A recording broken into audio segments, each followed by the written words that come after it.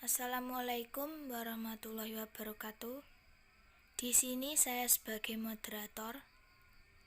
Nama Fitria Dwi Alfianti, NIM 20402100032. Dan teman saya Aswar Ahya Nugraha, NIM 20402100020. Di sini kami akan mempresentasikan tugas mata kuliah metodologi studi Islam yang membahas materi tentang model studi fikih. Yang pertama, saya akan membacakan rumusan masalah. 1. Bagaimana urgensi metode studi fikih? 2. Bagaimana fungsi ilmu fikih? 3. Bagaimana hukum mempelajari ilmu fikih? 4. Bagaimana metodologi memahami hukum Islam? 5. Bagaimana fungsi hukum Islam? 6. Bagaimana kontekstualisasi fikih?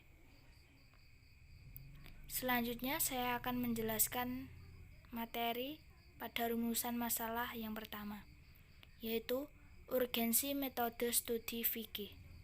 Ilmu fikih adalah ilmu alat yang berfungsi layaknya sebuah metodologi dalam rangka memahami teks-teks wahyu atau Al-Quran dan Sunnah, yang bertugas menentukan dan menguraikan norma-norma hukum dasar yang terdapat di dalam Al-Quran dan ketentuan-ketentuan umum yang terdapat dalam Sunnah Nabi, serta berusaha memahami hukum-hukum yang terdapat di dalam Al-Quran dan Sunnah Nabi Muhammad untuk diterapkan pada perbuatan manusia yang telah dewasa, yang sehat akalnya, yang berkewajiban melaksanakan hukum Islam. Jadi, urgensi metode studi fikih atau ilmu fikih adalah ilmu yang mempelajari hukum-hukum yang menuntun umat manusia yang beragama Islam untuk melaksanakan kewajiban dan syariat-syariat perintah Allah Subhanahu wa Ta'ala. Jadi, setiap manusia yang beragama Islam harus mempelajari ilmu fikih dan sesuai pada ketentuan sunnah-sunnah Nabi Muhammad, agar manusia selalu menjalankan syariat dan kewajibannya sesuai dengan yang diperintahkan oleh Allah. Selanjutnya, fungsi ilmu fikih.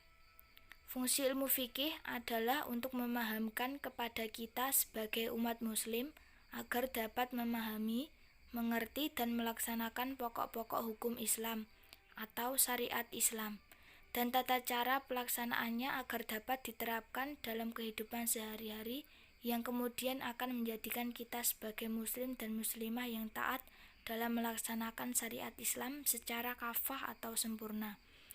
Jadi fungsi ilmu fikih adalah sebagai pedoman setiap umat manusia yang beragama Islam untuk menjalankan kewajiban dan syariat-syariatnya.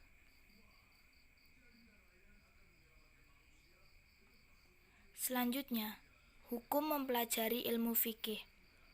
Hukum mempelajari ilmu fikih adalah fardu ain baginya, karena ilmu ini merupakan salah satu syarat utama seseorang berijtihad dalam rangka melakukan istinbat hukum syara.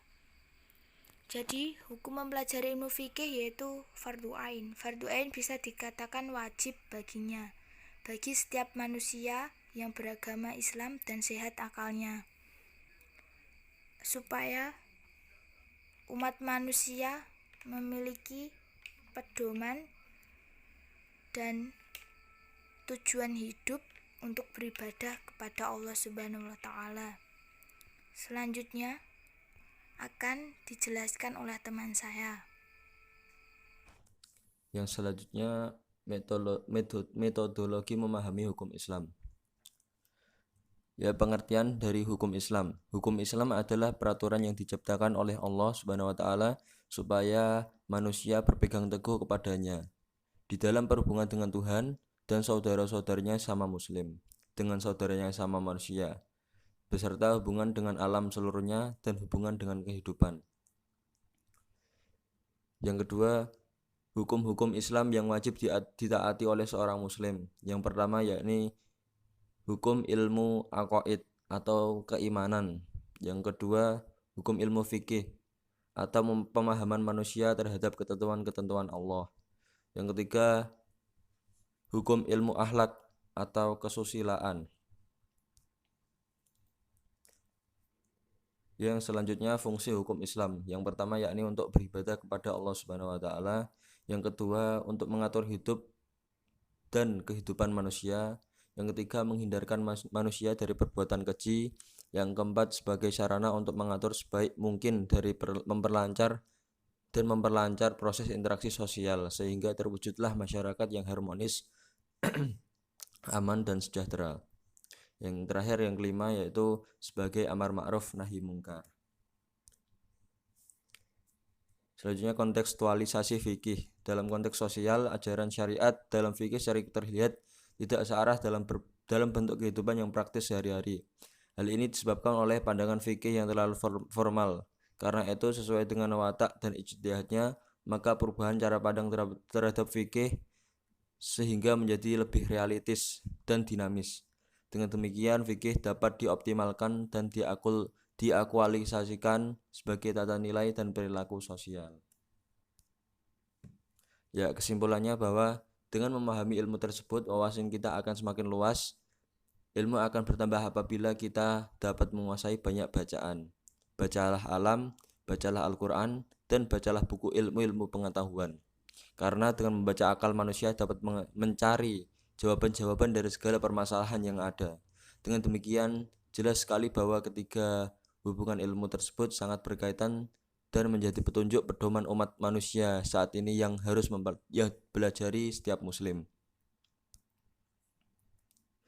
Lanjutan, sejarah masuk dan berkembangnya Islam di Indonesia serta peranan umatnya dalam memperjuangkan kemerdekaan menimbulkan perdebatan yang cukup serius bertitik tahun dengan posisi dan eksistensi hukum Islam dalam sistem hukum nasional yang berlaku. Pemikiran fikih Indonesia merupakan tawaran moderat di antara dua kecenderungan yang di kalangan umat Islam sekarang, yaitu di antara kelompok yang mengupayakan hukum Islam secara tekstual untuk dijadikan aturan hukum secara formal.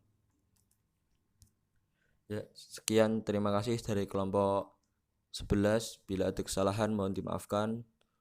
Billahi taufiq wal hidayah. Wassalamualaikum warahmatullahi wabarakatuh.